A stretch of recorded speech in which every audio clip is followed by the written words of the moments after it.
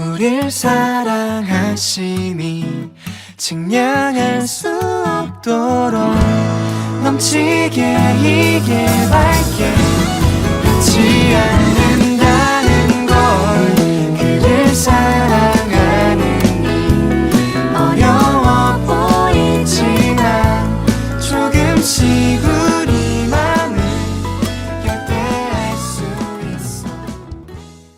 보리떡 좋아하세요? 아, 좋아하세요?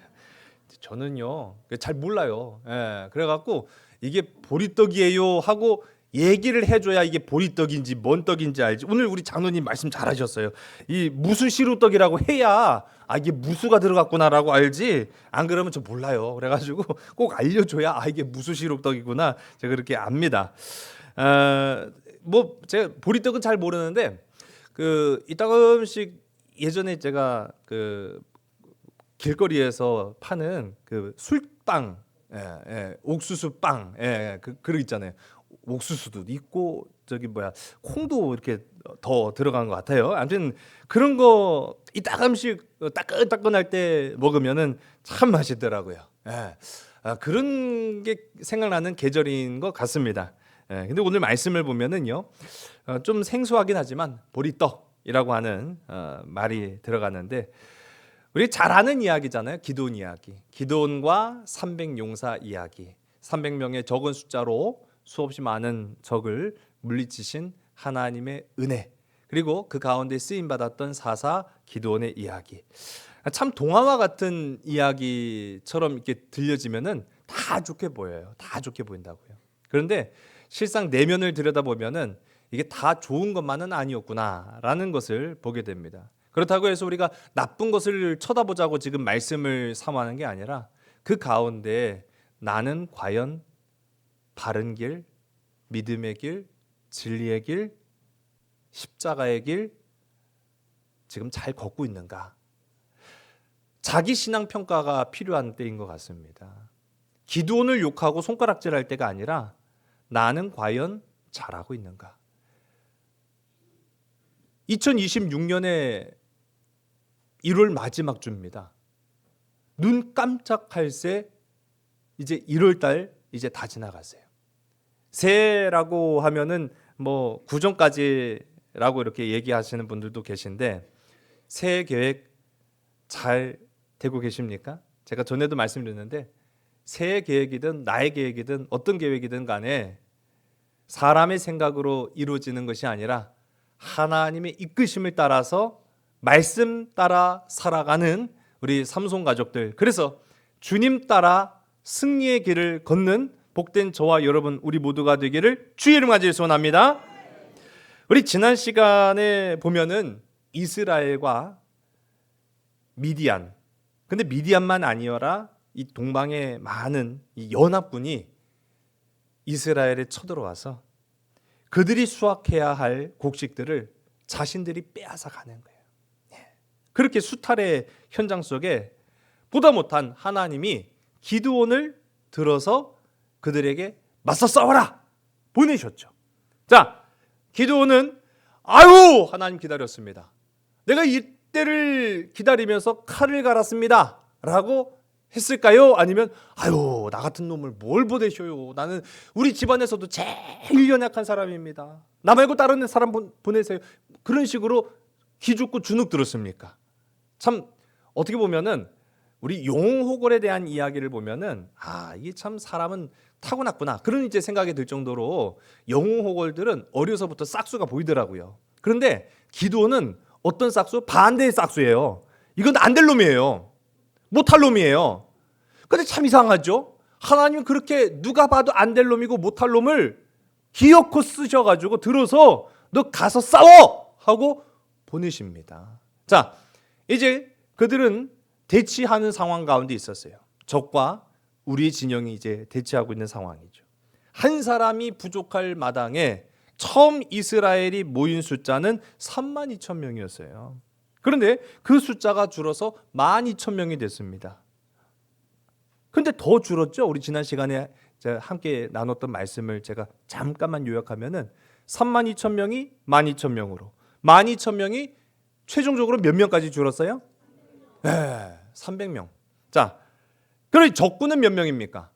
13만 5천 명. 싸울 만하죠? 아니에요. 한 사람당 몇 명만 이기면 된다고 했어요? 대략 450명. 예. 한 사람이 450명만 이기면 돼요. 예. 그럼 뭐 문제예요. 예. 그렇죠? 그까이 해봐요. 예. 300명 대 13만 5천 명. 말도 안 되는 숫자예요. 이스라엘의 병력은 지금 90% 이상 줄어들었습니다. 가는 도중에 굶어 죽은 거예요? 아니죠. 하나님이 돌려보내신 거예요. 네, 하나님이 돌려보내실 때 그 기준들이 있었음을 우리 지난 시간에도 보았습니다. 그러니까 적이 약해서 하나님이 야, 쟤네들 되게 약하다. 300명이면 충분해. 그게 아니었잖아요. 적은 여전히 강했습니다. 적은 여전히 많았습니다. 그러나 하나님은요, 이 역사가 사람의 손으로 쓰여지는 것이 아니라 하나님의 손으로 쓰여지길 원하셨어요. 바라게는 저와 여러분의 2026년에 쓰여져 나아갈 여러분의 인생의 역사도 여러분이 쓰면 참 좋겠지만은 성경은요, 그렇게 하라고 말하지 아니하고 하나님의 손에 붙잡힌 바 되어서 최종적으로는 하나님이 쓰시는 거예요. 우리는 연필 가지고 뭔가를 씁니다. 자, 연필 가지고 뭔가를 쓰는데 연필이 쓰는 거예요? 내가 쓰는 거예요? 연필이 쓰는 겁니까? 그 연필을 붙잡은 자가 쓰는 겁니까? 그렇죠. 여러분, 연필은 혼자 쓰여지는 법이 없어요. 우리 인생이 아무리 잘나고 좋은 볼펜이라 했어도 그 볼펜이 스스로 쓰는 법이 없어요. 나를 붙잡으시는, 나를 통해 역사하시는 하나님이 써내려 가시는 줄 믿으시기 바랍니다. 그런 역사의 주역이 되시기를 주를 만지겠습니다. 그래도 중요한 건 한 가지 있어요. 나를 써 주시옵소서. 나를 붙잡아 주시옵소서. 나를 사용하여 주시옵소서. 이게 참으로 복이 있다라고 성경은 거듭 이야기하고 있어요. 순종입니다. 여호와의 영광을 위한 순종의 분량이 바로 300명이었다라고 하는 사실이죠. 근데 중요한 거는 300명만으로도 충분한가요? 그러면은 뭐 제가 기꺼이 나아가겠습니다. 기도원이 아직 그런 믿음의 분량까지 안 됐다라는 걸 보는 거예요. 하나님의 의도를 정확하게 파악하지는 못한 것 같아요. 그러니까 그의 마음이 아직 순종적인 마음, 믿음의 마음은 아니었던 것을 보게 됩니다. 그것을 우리 하나님도 잘 알고 계셨어요. 그날 밤이었죠. 그날 밤. 이제 다 돌려보내고 300명만 남았던 그날 밤입니다. 그날 밤에 있었던 일들을 우리 함께 보는데요. 우리 9절에서부터 11절까지의 말씀을 우리 화면을 보시고 함께 읽습니다. 그 밤에 여호와께서 기드온에게 이르시되 일어나 진영으로 내려가라. 내가 그것을 내 손에 넘겨 주었느니라. 만일 내가 내려가기를 두려워하거든 내 부하 부라와 함께 그 진영으로 내려가서 그들이 하는 말을 들으라. 그 후에 내 손이 강하여져서 그 진영으로 내려가리라 하시니 기드온이 이에 그의 부하 부라와 함께 군대가 있는 진영 근처로 내려간즉 아멘. 자, 보세요. 기드온 잠이 왔을까요, 안 왔을까요? 그렇죠. 지금 뭐 칸병이 아쉬울 판이라고 제가 말씀드렸잖아요. 아무리 못해도 전쟁은 사람이 하는 건데 지금 13만 5천 명을 상대하는 우리가 지금 3만 2천 명도 부족할 판에 줄여갖고 300명 됐어요. 이거 갖고 어떻게 싸우냐고요. 현실을 보면은 이거 도저히 가늠할 수 없는 상황이 됐어요. 계산기 두드리지 못한다고 제가 말씀드렸잖아요. 그러니까 잠이 안 오는 거예요. 불안해가지고 염려가 돼가지고요. 그래 하나님이 야 그렇게 불안하면 한번 가봐. 가서 봐봐. 가서 보면 이제 견적 나올 거야. 가봐도 그대로예요. 아니 멀리서 봐도 그 진영에는요 어마어마한 숫자들로 군사들이 진영을 차리고 있는 모습이 보이는데 뭐 가본다고 뭐 크게 달라질 게 있겠습니까? 근데 가서 보라고 했는데 기드온이 혼자 갈 수 있어요? 못 가요? 그 정도도 안 되는 놈이니까 우리가 지금 보면은 용감한 사람, 담대한 사람 이게 기백이 있다고 하잖아요. 용기가 있는 사람 좀 어떻게 보면은 그 패기가 있다고 하잖아요. 근데 기도는요 가서 싸우라고 한 것도 아니고 가서 그냥 보고 오라는 거예요. 정탐하고 오라는 거잖아요. 근데 정탐하고 오라는데도 혼자 못 가요 지금. 그러니까 하나님이 이 겁쟁이 같은 놈. 너 네 부하 데리고 가라. 그래가지고 부하 데리고 간신히 갑니다. 자 이 장면에서도 보면은요, 하나님을 아직까지도 100% 의지하지 못하는 기드온의 그 연약한 모습을 그대로 보게 돼요. 그리고 가서 보니까 영락 없어요. 진짜 그렇습니다. 그 언덕에 빼곡하게 진영을 꾸린 미디안 연합군의 모습을 보니까 진짜 우리는 한낱 메뚜기 같은 거예요. 근데 그들이 이제 메뚜기처럼 이렇게 깔려 있는 거죠. 정작 메뚜기는 안 거예요. 밟히면 죽는 그런 메뚜기. 근데 그 진영을 채우고 있는 새까만 사람들을 보니까 메뚜기 떼 같아 보이는 거죠. 오늘 우리 함께 읽은 말씀 12절의 말씀을 우리 함께 읽습니다. 미디안과 아말렉과 동방의 모든 사람들이 골짜기에 누웠는데 메뚜기의 많은 수와 같고 그들의 낙타의 수가 많아 해변의 모래가 많음 같은지라. 아멘. 낙타 타고 가보신 분들은 아마 아실 거예요. 그 TV에서 보는 거랑 막상 타보면 다르다라는 거를. 크고 높아요. 그리고 잘 달리고 빨라요.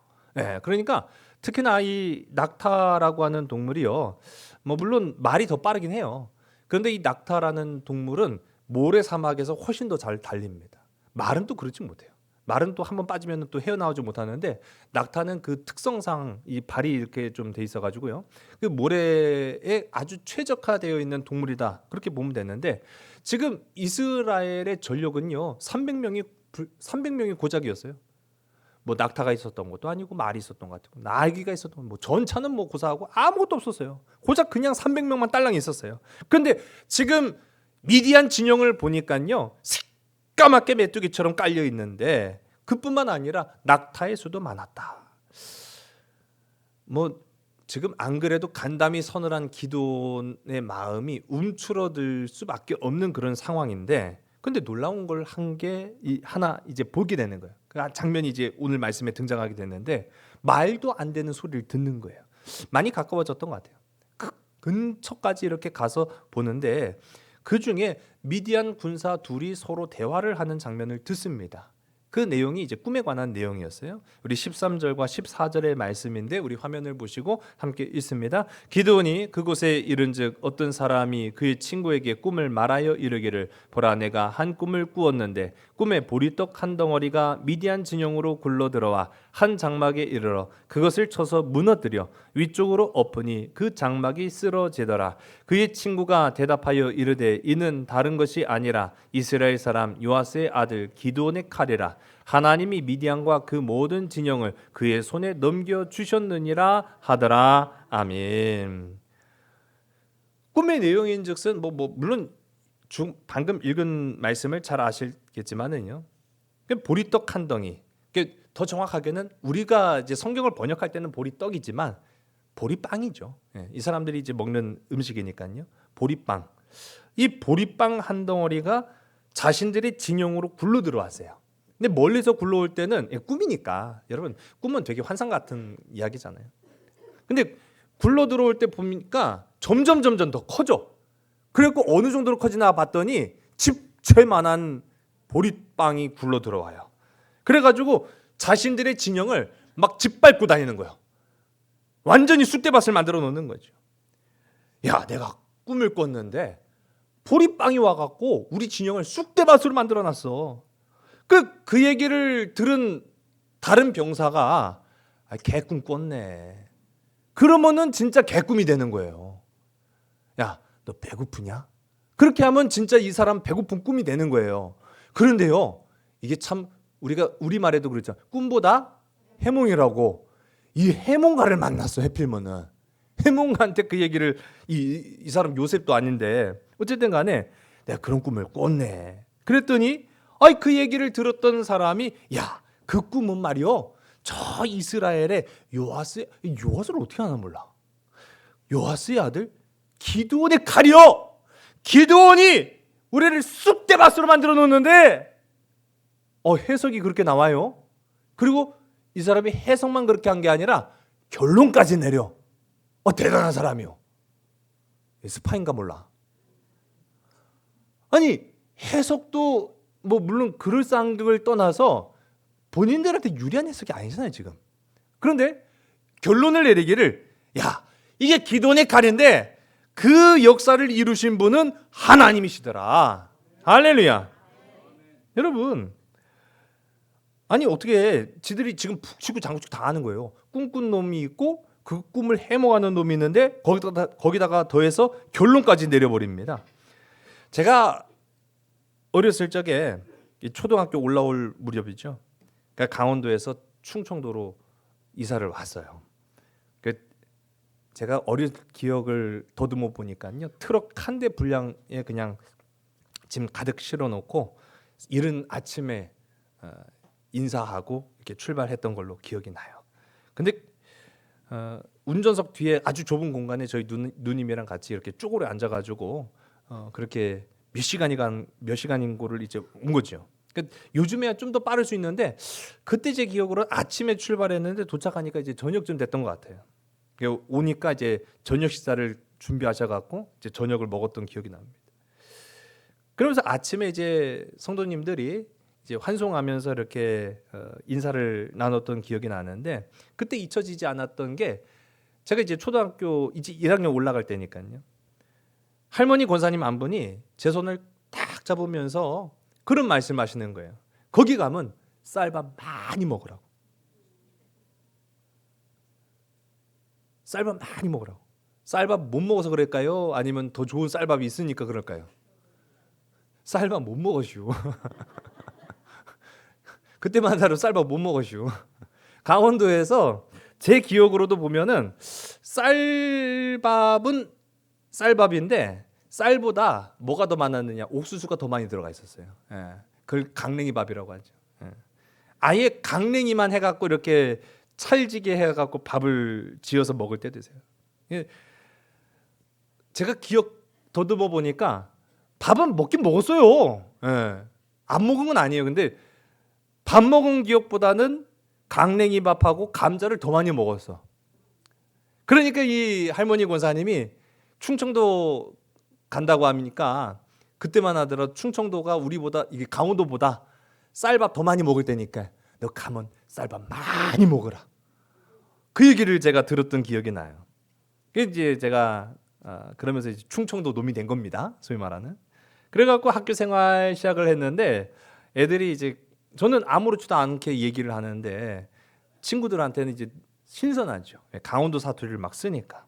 그래가지고 이제 강원도 사투리를 쓰는 게 신기하기도 하고 재미있기도 하고. 그래서 그때 잠깐 불렸던 별명이 하나 있어요. 강원도에서 왔다고 소개를 하니까 애들이 뭐라고 불렀을까요? 감자. 감자라고 불러요. 감자. 예. 저를 감자라고 부르더라고요. 강원도 하면 떠오르는 게 감자죠. 예. 그렇습니다. 제가 이 말씀을 왜 드리냐면은 미디안 사람들은 이방 사람들이에요. 이스라엘 사람들을 부를 때 이스라엘 사람이라고 불렀을까요? 아니에요. 그들만의 부르는 호칭이 있었다라는 얘기예요. 근데 오늘 말씀을 보니까요. 그 힌트가 나와요. 이스라엘 사람들이요. 미디안 사람들이요. 이스라엘 사람들을 부를 때 뭐라고 불렀을까요? 보리빵이라고 불렀어요. 보리빵. 예. 야, 그 보리떡. 그 걔들 그 보리떡 같은 놈들. 보리떡이라고 부른 거예요. 그러니까 우리식으로는 보리떡이고 그들 표현으로는 보리빵이 되는 거죠. 그러니까 보리도 우리가 아는 보리가 아니라 밀을 말하는 거예요. 밀빵. 그러니까 이스라엘을 사람으로 본 게 아니라 그냥 빵으로 본 거예요. 빵. 자, 그런데 오늘 우리가 함께 읽은 이 말씀 보면 그냥 빵이 아니에요. 그냥 보리떡이 아니에요. 보리떡 한 덩어리라고 이제 표현을 하고 있어요. 여기서 말하는 이 덩어리라고 하는 말의 히브리어가 쫄릴입니다. 우리 한번 따라 쫄릴. 예, 이게 말이 좀 그렇죠. 예, 쫄릴. 이 쫄릴이라고 하는 말이 이 덩어리라고 하는 표현인데 뭐 빵도 한 덩어리, 두 덩어리 그렇게 말할 수 있잖아요. 한 개, 두 개 할 수도 있는데. 근데 이 덩어리라고 하는 이 쫄릴이라고 하는 히브리어가 성경에 유일하게 한번 쓰여진 게 오늘 본문 속에서 미디안 이 군사들이 지들 꿈 얘기할 때 나온 말이에요. 쫄릴. 자, 그런데 이 쫄릴이라고 하는 말이 그냥 보리떡 한 덩어리를 표현하는 말이 아니라 그냥 보리떡, 그냥 보리빵이 아니란 얘기예요. 무슨 보리빵일까요? 이 쫄릴이라고 하는 말, 그 의미가 있어요. 화면을 한번 보시면은 힌트를 좀 얻으실 것 같아요. 제가 이거 찾느라 굉장히 비슷한 그 표현을 쓸 수 있는 게 없어갖고 한번 화면 한번 보세요. 하얀 게 저게 빵입니다. 네, 저게 빵이에요. 망치로 쳐도 빵이 안 깨지고 밑에는 돌이 깨져. 네, 칼이 막 지금 이가 다 나갈 정도죠. 자, 쫄릴.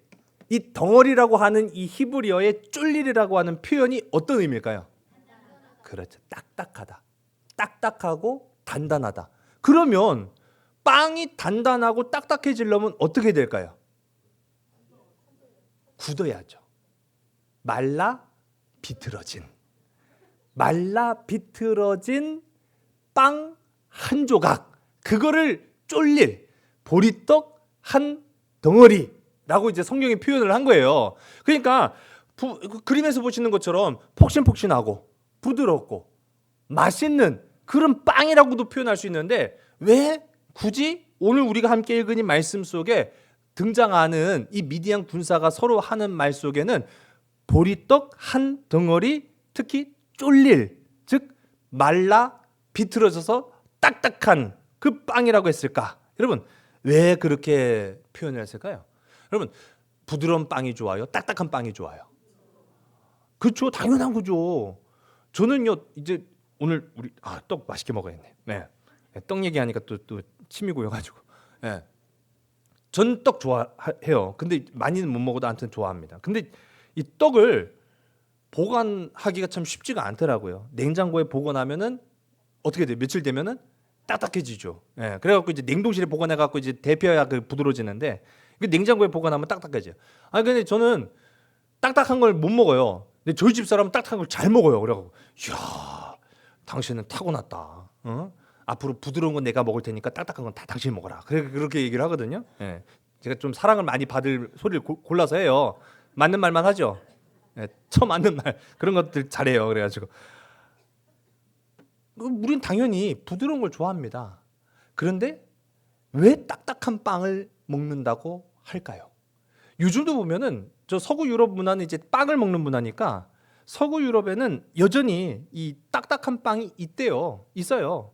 아니, 빵이 오래되면 딱딱한 건 당연한 거 아니겠어요? 근데 왜 그 딱딱한 빵을 먹느냐? 문화입니다, 문화. 이 딱딱한 빵은요, 이 딱딱하니까 먹을 때 그냥은 못 먹어요. 물에 적셔서 먹거나, 맞아요. 물에 적셔서 먹거나, 아니면 우리는 국이고 그 사람들이 이제 스프 같은 거죠. 스프 같은 거에다가 뜯어갖고 넣어서 불려 먹는 거예요. 이제 그런 용도로 이제 이 딱딱한 빵을 이용해서 먹게 되는데, 물론 이렇게 먹으면은 부드러운 떡보다는 딱딱한 게 훨씬 맛이 없어요. 근데 왜 이렇게 먹느냐는 거죠. 왜 이렇게 먹을까요? 그렇죠. 오래 보관한다라는 장점이 있기 때문에 딱딱한 빵을 일부러 먹는 게 아니라 오래 보관해 두기 위해서 그렇게 먹는 거예요. 여러분, 이러한 장점이요, 사실은 뭐 오늘날에는 굳이 찾아서 그렇게 딱딱한 빵을 먹을 이유가 없지만은 고대 근동 2000년 전, 3000년 전, 4000년 전에 사람들한테 냉장고가 어디 있어요? 군인들이 전쟁하러 다니는데 푹신푹신하고 갓 지어 먹는 따뜻한 빵을 어떻게 먹어요? 못 먹는단 말이에요. 많은 식량을 보관할 방법도 사실은 없어요. 그러니까 어떻게 합니까? 빵을 해서 말리는 거예요. 그리고 딱딱하게 말리는 거예요. 그리고 이제 먹을 때 되면 그거를 쪼개가지고 물에 불려 먹든지 끓여 먹든지 그렇게 하는 겁니다. 그러니까 딱딱한 빵이라는 것은 군대 식량인 거예요. 이들에게 있어서는 없어서는 안 될 굉장히 필수적인 음식이었다라는 거죠. 그러니까 군인들이요, 딱딱한 빵 좋아할까요? 안 좋아해요. 그러나 그들에게 있어서는 생명을 공급받는 아주 필수적인 거라는 사실이에요. 그러니 이 딱딱한 빵은 그들이 볼 때는 되게 하찮은 거예요. 보리떡이 바로 그런 얘기예요. 보리떡은 되게 맛있는 게 아니에요. 그냥 하찮은 거예요. 근데 그 하찮은 것들이 꿈속에 나타나서 우리 진영을 쑥대밭으로 만들고 다 죽여버리더라는 거예요. 누구의 손에 쓰임 받아서? 하나님 손에 쓰임 받아서. 그 얘기를 지금 하고 있는 거예요. 야, 그놈들 있잖아. 보리떡 그놈들 있잖아. 이스라엘 말하는 거예요. 야, 보리떡이 와갖고 우리를 다 죽였어. 야, 그게 바로 누군지 알아? 기드온이야. 근데 그 기드온을 누가 쓰셨는 줄 알아? 하나님이야. 그럼 그 얘기를 우리 편이 아니라 적군의 입으로 듣는데 들려요, 안 들려요? 기드온이 마음의 변화가 생겼을까요, 안 생겼을까요? 할렐루야. 여러분, 참 우리가 그런 것 같아요. 부모가 얘기하면 죽어도 안 듣는데 남이 얘기하면 잘 들어. 그럴 때 아우, 내가 다 내가 얘기할 때는 안 듣다가 남이 얘기하면 또 들어. 아우. 여러분 지금 보세요. 하나님이 얘기할 때는 들은 척도 안 해. 하나님이 승리를 주신다, 승리하게 하신다라고 할 때는 아유 설마 그럴까요? 아유 우리가 뭔 힘이 있어갖고. 근데 적군이 얘기하니까 그런가 보다. 참, 아유 진짜 기도는 이거 정말. 그러나 그 가운데 용기를 얻었다라는 그 참 희망적인 거죠. 우리 15절의 말씀을 우리 화면을 보시고 함께 있습니다. 기드온이 그 꿈과 해몽하는 말을 듣고 경배하며 이스라엘 진영으로 돌아와 이르되 일어나라, 여호와께서 미디안과 그 모든 진영을 너희 손에 넘겨 주셨느니라 하고. 아멘. 기드온의 말이 달라지는 걸 보게 됩니다. 전에는 자신감이 없고 전에는 믿음도 없고 전에는 소망도 없었던 이 기드온의 말이 적군들이 그 꿈 해몽하는 얘기를 듣고 돌아와서는 야 일어나라! 지금 자빠져 자고 있을 때가 아니야. 지금 나가 싸우자고 막 하는데요. 뭐 잘못 처먹었나 싶은 생각이 들 정도로 지금 180도 달라져요. 여러분 참 기가 막힌 일이긴 하죠. 앞서 말씀인 것처럼 하나님이 그렇게 수없이 얘기할 때는 들은 척도 안 하던 놈이 적군이 얘기하니까 확신이 지금 막 가슴에 불일 듯 일어나갖고 하나님이 승리를 주셨다 막 하고. 뒷북도 참 풍년이요. 예, 제가 예전에도 말씀드렸는데 하나님의 사람은요 앞북을 쳐야지 뒷북 치면 안 돼요. 다 끝난 다음에 하나님이 하셨다 그러지 말고요, 시작하기 전에 하나님이 승리하신다, 하나님이 승리를 주신다, 하나님을 찬양하는 우리 앞북 치는 저와 여러분 되길 간절히 소원합니다. 2026년 이제 새해잖아요. 그러니까 우리 좀 앞북 좀 치자고요. 다 끝난 다음에 뒤돌아봐서 하나님 나 그럴 줄 알았어요, 그게 아니라 하나님 나 그렇게 될 줄로 믿습니다. 그렇게 나아가시기 간절히 소원합니다. 자, 이제 기드온이요 용기를 좀 얻었어요. 그래가지고 이 300용사들을 3개의 부대로 나눕니다. 100명씩 아마 나눴을 것 같아요. 그리고 나서 각각의 나팔과 빈 항아리를 주고 그 안에 횃불을 감추도록 해요. 자, 이거 어디서 많이 들어본 전략 아닙니까? 어디서 들어봤어요? 우리가 이 얘기? 횃불과 나팔을 준비하는데 그 횃불을 감추기 위해서 항아리를 준비하라고 했어요. 그 옛날 이거 출애굽기부터 다시 해야 되는데 그러면은 그 옛날 기드온의 조상 이스라엘이 가나안에 들어갈 때 여호수아가 여리고성을 함락시키는 전략 아니에요. 여리고성을 함락할 때 칼과 방패와 창으로 무장해갖고 싸워서 이긴 게 아니라 하나님의 명령하신 대로 그냥 한 바퀴 돈 거 아니에요. 마지막 날에 7바퀴를 돌고 그들이 와! 하면서 나아갈 때 그들의 손에는 여전히 칼과 창이 들렸던 것이 아니라 항아리 속에다가 횃불을 감춰놓고 그를 결정적인 순간에 다 깨면서 하나님의 영광을 부르짖었던 거 아니겠습니까? 여러분 이거 옛날에 썼던 방법인데 오늘 우리 16절부터 우리 18절까지 말씀을 우리 함께 읽어볼게요. 시작. 300명을 세대로 나누어 각 손에 나팔과 빈 항아리를 들리고 항아리 안에는 횃불을 감추게 하고 그들에게 이르되 너희는 나만 보고 내가 하는 대로 하되 내가 그 진영 근처에 이르러서 내가 하는 대로 너희도 그리하여 나와 나를 따르는 자가 다 나팔을 불거든 너희도 모든 진영 주위에서 나팔을 불며 이르기를 여호와를 위하라 기드온을 위하라 하라 하니라. 아멘. 예, 그렇습니다. 앞서 말씀인 것처럼 이거는 이전에 하나님께서 여호수아를 통해서 여리고성을 함락시켰을 때 사용한 방법이에요. 자, 그런데 오늘 우리가 함께 읽은 말씀 보면은 하나님이 그렇게 해라 말씀하신 적이 있어요, 없어요? 없다는 거예요. 이거는 그럼 누구 머릿속에서 나온 거예요? 기드온의 머릿속에 나왔다는 얘기죠.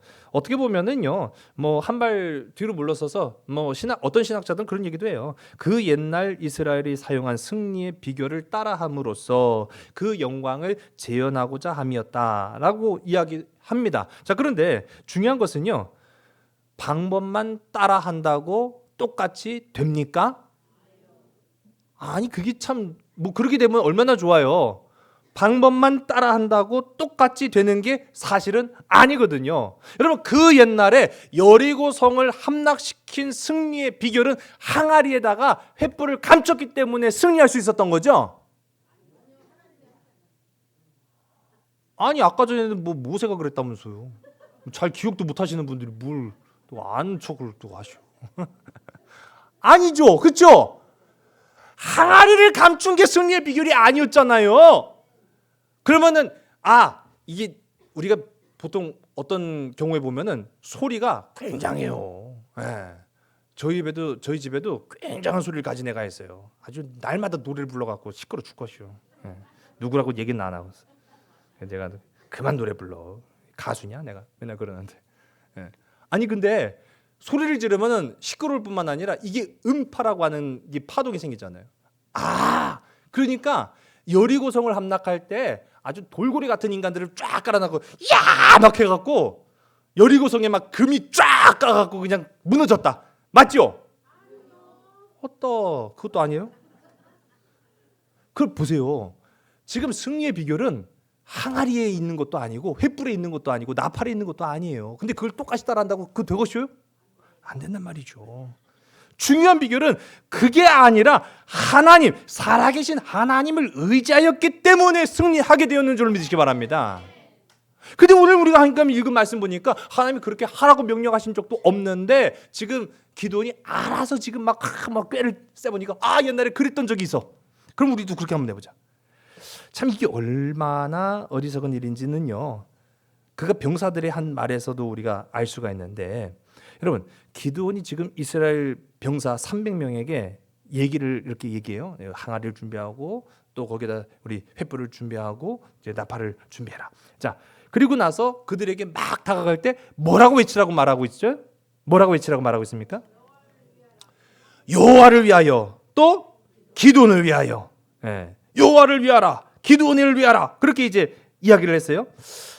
이게 굉장히 참 어떻게 보면은 그냥 그런 것보다 하고 넘어갈 수 있는데 잘 보세요. 그 이전에 그 어떤 성경의 역사에도 하나님의 말씀을 따라 순종하는 자에게마다 자신의 이름을 언급한 적이 없어요. 다윗이 나 다윗의 위대함을 온 세상에 알려라. 전쟁할 때마다 여호와를 위하여 다윗을 위하여 라고 한 적이 있어요? 없어요? 없어요. 여러분 아무리 양보해도 이게 참 기드온의 이 의도적인 그런 모습이 나타납니다. 이전의 이스라엘하면은 오직 여호와의 영광을 위해서 싸워야 되는데, 근데 기드온 때에 와서는요 하나님의 영광 옆에다가 슬그머니 누구의 영광을 갖다 집어넣었어요? 자기 이름을 집어넣었어요. 자기 이름 집어넣는 게 참 뭐가 좋은지는 잘 모르겠어요. 네, 아무튼 이 전쟁 자체가 매우 기이합니다. 전쟁이라고 하는 건 우리가 당연히 무기를 가지고 싸우는 거잖아요. 그래서 그들이 지금 겁먹은 이유도 미디안이 가지고 있는 수없이 많은 무기 중에 하나, 대표적인 거 낙타부대를 가지고 이제 그들이 겁먹었던 거 아니에요. 그런데 이 300명사가 전쟁터에 나아갈 때 그들은 칼을 들었어요. 어떤 무기도 들지 않았죠. 그들의 손에는요 칼과 무기가 아닌 나팔과 항아리, 횃불. 그러니까 결론적으로 손이 몇 개가 필요해요? 아니죠. 3개가 필요하죠. 손이 3개가 있어야 나팔 들고 한 손에는 횃불 들고 또 다른 한 손에는 항아리를 이렇게 감춰가지고 손이 3개인 사람이 없네? 그렇죠? 그러니까 칼과 무기를 버릴 수밖에 없어요. 칼과 무기를 버릴 수밖에 없는 이유가 지금 기드온이 요구한 대로 하려면은 손이 모자라. 안 그래도. 그러니까 그 학자들이 이제 연구하기를 나팔은 허리춤에 차든지 어깨에 끈을 이용해 갖고 메고 갔다든지 그렇게 했다라는 거예요. 그리고 나머지 2손을 이용해서는 항아리를 들고 횃불을 그 속에다 감춰놓고 이렇게 원래 이제 간 거죠. 자, 그런데 결과적으로 우리가 보게 되면은요, 그들은 하나님의 능력을 전적으로 의지했다기보다는 자신들의 목적을 달성하기 위해서 지금 무기를 버린 거예요. 무기 필요 없다. 하나님이 싸우신다. 그렇게 해갖고 무기를 버린 게 아니라 지금 그들이 옛날 그 이스라엘 조상들이 싸웠던 방식을 재현을 하려고 보니까 손이 모자라. 그 무기 들 손도 없는 거예요. 그러니까 결국은 무기를 버릴 수밖에 없는 그런 상황인 거죠. 믿음 때문에 무기 버린 게 아니라 그들의 목적 때문에 무기를 버린 거예요. 그럼에도 불구하고 그 전쟁, 우리 다음 주에 우리 함께 살펴보겠지만은 300명이 싸운 14만 5천 명을 상대하여 싸운 이 전쟁 승리하게 되었는 줄로 믿으시기 바랍니다. 그럼에도 불구하고 승리했다는 거예요. 이런 여러 가지 하자와 문제가 있음에도 불구하고 하나님이 그들로 하여금 승리하게 하셨다라는 거예요.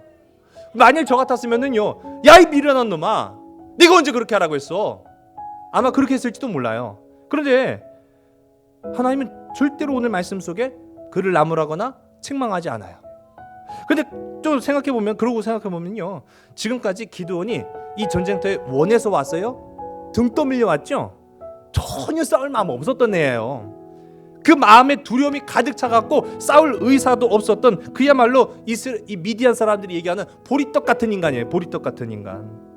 그런데 하나님이 여러 차례 승리를 약속하셨음에도 그 안에 완전한 확신이 서지 않았어요. 그랬던 기드온이 저기 하는 말을 듣고서 비로소 그때 그냥 막 싸울 희망을 막 가지고 막 야 가자 뭐 싸우자 그렇게 한 건데, 제가 애들 어렸을 적이 좀 생각이 나요. 이 애들이 이제 어려서 학교 끝나고 나면은 좀 건강해라 싶은 그런 생각이 들어갖고 학교 앞에 있던 초등학교 앞에 있던 태권도 학원에 보냈어요. 근데 적응을 잘 못하더라고요. 근데 이 적응을 잘 못하던 애들이 어느 날 갑자기 신난다는 거예요. 재밌다는 거예요. 태권도 재밌어? 그랬더니 알고 봤더니 한 달에 한 번 그 태권도 학원에 방방이 있어요. 방방, 애들 방방방방 뛰는 거 있잖아요. 한 달에 한 번 놀아줘. 그게 와가지고 막 놀아주고 그 애들 과자 주고 사탕 주고 하는 그 날이 있어요. 그 날을 기점으로 해갖고 애들이 태권도 학원에 재미 들렸어. 태권도 막 하면서 가는데 사실은 태권도가 아니라 뭐 하러 가는 거예요? 한 달에 한 번 그 방망이 뛰고 과자 먹고 사탕 먹고 하는 그것 때문에 간 거예요. 그게 참 얼마나 기가 막혀요. 태권도 학원 보냈더니 방망이 신나갖고 간 거예요. 그러면은 어떤 부모가 야 인마 태권도 하러 보냈지만 방방이 하라고 보냈어? 나무라는 부모가 있을까요? 아니면 아유 그렇게라도 다니는 게 어디요? 그렇죠. 예. 야 인마 당장 그만둬! 방방이 하러 갔어 이 자식아? 태권도 하라고 그랬지? 그런 부모는 없을 거예요. 야 그렇게라도 재미 붙이면은 그러면서 조금씩 실력도 붙고 늘어나는겨. 그렇게 다행겨. 그러죠? 여러분 제가 가만히 생각해보니까 하나님이 그러셨던 것 같아요. 지금 기드온의 믿음이라고 해봐야 요만한 거예요. 아무것도 없어요. 보탤 것도 없어요. 본받을 게 없어요. 그런데 그럼에도 불구하고 지금 지가 신나갖고 막 나가갖고 하나님 명령도 안 하셨는데 막 횃불 들고 막 야 여호와 영광을 기드온의 영광을 위하여 막 싸웠단 말이에요. 여러분 이걸 보면은요 우리가 하나님 앞에 어떻게 쓰임 받고 있는가라는 것을 보게 됩니다. 우리 한번 따라해볼까요? 하나님은 보리떡 같은 나도 쓰신다. 할렐루야. 여러분 하나님은 보리떡 같은 나 같은 인간도 쓰시는 거예요. 기도는요 믿음의 모범이 아니에요. 지금까지는 자 하나님의 말씀보다 적의 입에서 나오는 그 꿈 얘기에 마음이 놓였고요. 하나님의 영광 옆에 자신의 이름도 슬그머니 그냥 갖다 올려놓았다. 좀 어떻게 보면 의도적인 악한 놈이었고요. 그럼에도 불구하고 하나님은 그런 기도원을 계속 쓰시는 거예요. 밀어주시는 거예요. 승리하게 하시는 거예요. 믿음이 부족한 걸 아시면서도 두려움에 떠는 그의 걸음을 재촉하지 않으시고 끝까지 기다려주시는 거예요. 우리가요 언제 하나님이 귀 쓰실까라고 생각해 보면은 하나님은 우리가 완성됐을 때 쓰시는 게 아니더라고요. 완성됐을 때 쓰시는 게 아니라 이 보리떡처럼 보잘것 없을 때조차도 순종의 발걸음으로 한 걸음 한 걸음 떼기 시작하면 하나님은요 우리의 삶에 항상 동행하시고 역사하시고 이루시고 승리의 기쁨을 우리에게 허락하시는 하나님이시다. 여러분 겨자씨 한 알밖에 되지 않는 믿음도 쓰시는 하나님이신 줄로 믿으시기 바랍니다.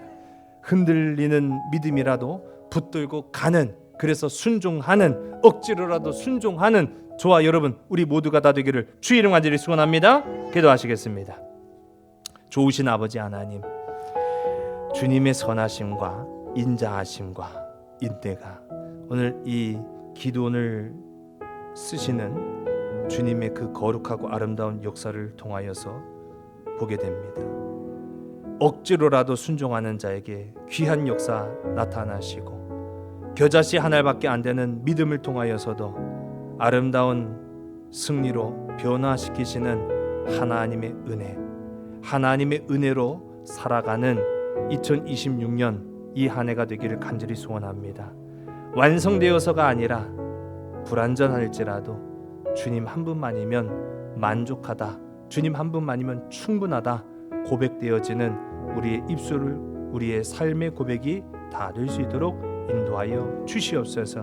모든 것을 주께 온전히 의탁하오며 참사랑 되시는 나사렛 예수 그리스도의 이름으로 감사하며 간절히 기도드리사옵나이다. 아멘. 세상의 길